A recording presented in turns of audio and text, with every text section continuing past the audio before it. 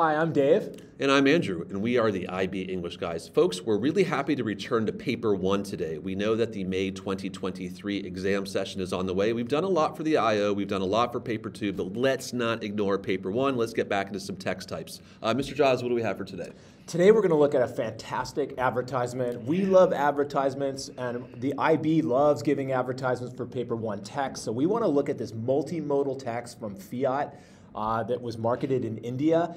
And we think this ad is really provocative and interesting, and this is what we're going to talk about. But first, we want to just remind you that we have a mnemonic device to help look at an advertisement, and it's really useful. I think it's a great entry point to how do we talk about an advertisement. We want to bring Aunt Vera back to the table. Mr. Giles, I have to say, this is our 118th video. I think Aunt Vera came at one of our early videos, like number 5, so we had to dig back into the archives for this one. Mr. Giles, tell us about Aunt Vera and how this mnemonic can be helpful for breaking down advertisements. So tell us about her. Okay, so this mnemonic is a way to read an advertisement. Please call Aunt Vera to eat Vietnamese spring rolls. I love Vietnamese spring rolls. They're so good. Folks, I can't get over this. I don't like this, but this is what we got, okay? So, okay, Mr. Giles, please call Aunt Vera to eat vegetarian spring rolls. No, Vietnamese. It's got to be Vietnamese. Vietnamese spring rolls, Mr. Yeah. Giles. Please tell us what each letter of the mnemonic goes for, and I'll help you out with this. The P is? The product. We're going to think about what's being sold. C is the context. The A. Please. Oh, call C. Call. Yeah, call. The C is the context. We want to think about the time and the space in which the advertisement was produced. Okay, back to you, A. A is the audience. Who's this advertisement being marketed towards? Once we've done that preliminary thinking, it's time to get in the text itself. The V is for visuals. We want to look at the visual aspect and think about what do we see the advertiser doing with respect to visuals. Awesome. T is text. We're thinking about the text. We're thinking about the language. We're picking apart words and connotations and all the language of the ad. The E is for emotions. Now's the time we have to start doing some heavier thinking. Okay, what emotions are conveyed through the advertisement? What emotions am I feeling as a viewer of this advertisement? We want to think about E, emotions. And V is value system, value message. What is the value message, or what are the value messages that this ad is associated with? And lastly, are we on to the S yet? Yeah. S is the subtext. These are the spring rolls, folks. The S is the subtext. This is reading between the lines. This is looking for further implications. Can you detect nuance? Do you have insight? What's there but is not explicitly stated? Right. Find that, write about that, talk about that, earn points. Yeah, that's great. Okay, so now let's take a closer eye and let's look at this particular advertisement from Fiat. You'll see it on the screen here. Notice that there is a guiding question about how does the ad use language and visual elements to convey a value message. I think with advertisements, the guiding question oftentimes will be about the interplay between text, between language and visual, if that makes sense. Yeah, we see that a lot. Now, I would like to say, if you're only talking about and analyzing what you see visually and textually, that's going to be satisfactory for A. That's going to be sort of A3 for knowledge understanding. To reach those higher bands, you have to think about those value messages, emotions, and subtext. So I'm really happy to see this guiding question, including the word values, Mr. Giles. Yeah, I agree with you. Okay, so we're going to start with the P. Remember, please call Aunt Vera. So the P is the product. Well, of course, we're talking about a car. This is a car advertisement. So we want to think about a little bit about car ads and how they're used and what cars do for us, how we use cars for transportation, but what a car might mean. Of course, cars are expensive. I just bought a car this year and it was so expensive. Folks, I heard all about it. It was not a pretty story, okay? So it's a big investment. So they want to tap into that. So we want to think about that a little bit as the product. The C is the context, right? I know this comes from India, and it's a modern ad. It's 2013, so I have to think about cars in India, and I know that India sort of is a massive country with a rising middle class. Not everybody has a car. I know cars cause pollution, but I know cars also allow you to move around and maybe even rise up in social class. So I think the context is quite interesting. Yeah, you notice that the fact that this comes from India is not immediately apparent when you look at the ad. You have to read the footnote.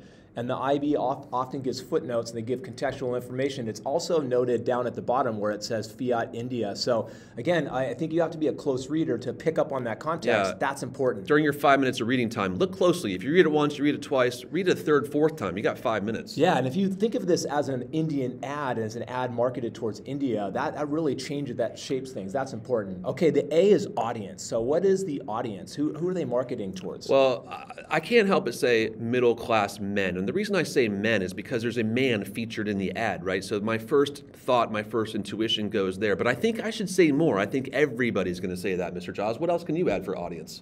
Yeah, I think, well, I think you hit it. I think you're talking about somebody who's maybe, upwardly mobile, someone who has the funds to be able to purchase a car, obviously, someone who's perhaps, in Or who's thinking about purchasing a who's car. thinking about, yeah. And again, just they're thinking about that strong middle class in India that they're marketing towards. And Giles, it could be either gender, but yeah. Agreed. 4 minutes left. Let's look at the visuals here. We're going to keep this at 10 minutes today. Let's look at the visuals. What do you see visually? The visuals are incredibly impactful. The first thing I noticed, the composition of this particular photograph, is the way that the car is positioned on the right side of the page, only in partial view, leading towards the ocean. I think that's very significant.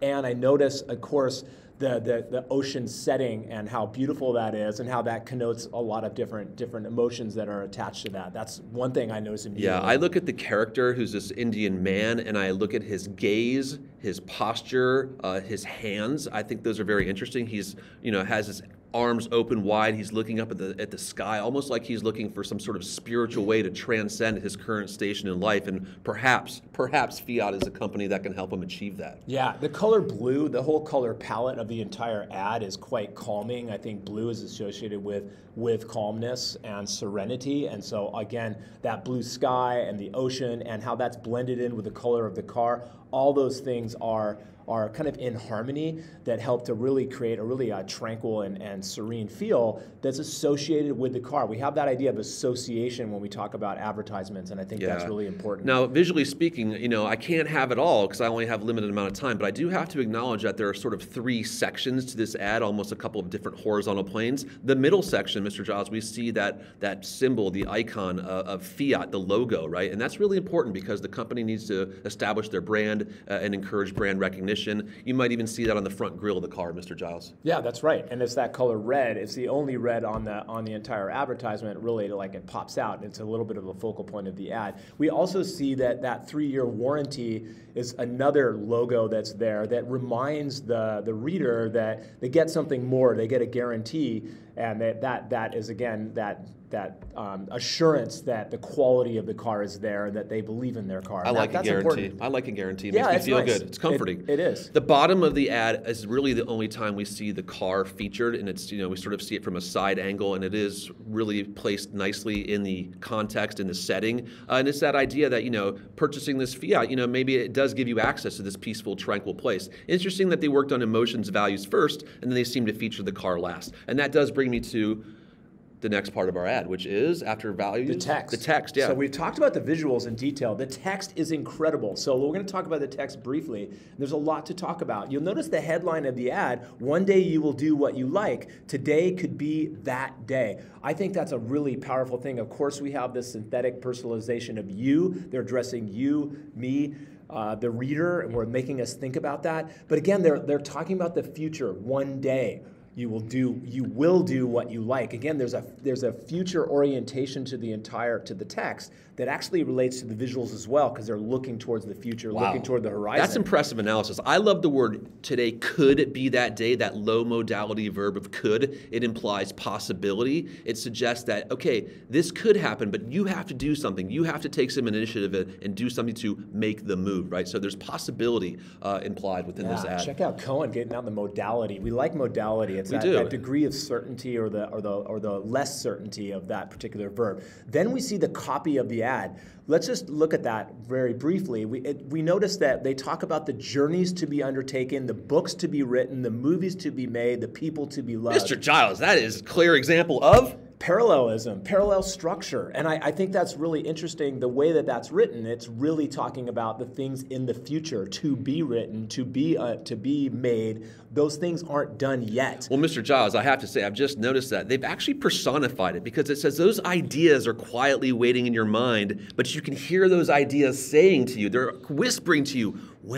when, Dave, when are you going to make that move, right? When are you going to do all these things? It's like all your text messages when you're telling me the next project we're working on. Exactly. Yeah, I'm whispering in your ear. I want you to move. I want to encourage action. That's Continue right. on. Yeah, I love that. Then we have this idea of between the life you want and the life you lead, between fantasy and reality. You have more of that parallel structure, but we also have this sort of antithesis of the life that you want and the life that you lead. So it's this thinking about what you have, what you want to have in the future, and what you have right now. This is the opposition. Dude, you are on fire. I got to ask you, I see the company's ethos really being brought out in the copy. Could you comment on a place where you see the company's ethos being drawn out? Sure. Well, they're first of all asking a rhetorical question. So why are we asking you to make the move? Because at Fiat, we believe our moves will define us. They're talking about we at Fiat, that inclusive language of we as a community of Fiat employees or company people.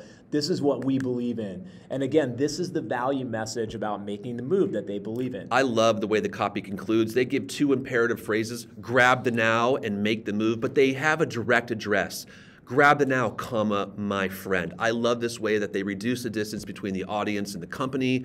They're sort of bringing you into it with them. We're friends. Buy a car, my friend. Buy a car. That's why it's synthetic personalization, because it's fake. They're not really our friend. It's synthetic. That's why it's called synthetic personalization. Now, Mr. Giles, I would put, if I were answering this question, I would just put the majority of my work up there, but I would probably address some of the other copy lower in the ad. What might you say about that text next to the 3-year warranty? Would you take that on, and what might you say? That's not the dominant part of the ad, but it does require some attention. Yeah, and it's there for a reason. It's there, again, to give those details about about what the quality of the car and what you get when you buy the car. You get the warranty, you get these like Fiat cafes, whatever those are.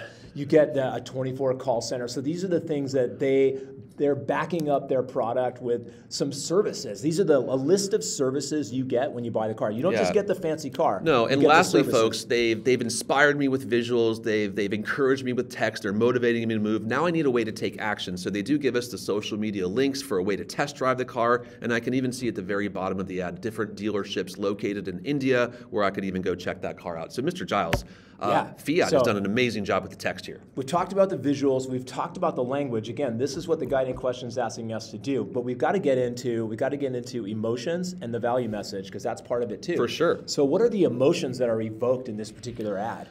You know, first, this might not be the common answer, but I think an emotion I feel is I think courage, being courageous is an emotion that I feel. I feel inspired to become courageous, because it's not easy when you have limited funds to make that big choice to buy a car. You're dedicating a substantial amount of your income, your savings, to purchasing a major product. So I think you have to be somewhat courageous to make a move. Yeah, that's great. It's a risk. I took the risk earlier this year. No, but it is a big move to buy a car for sure.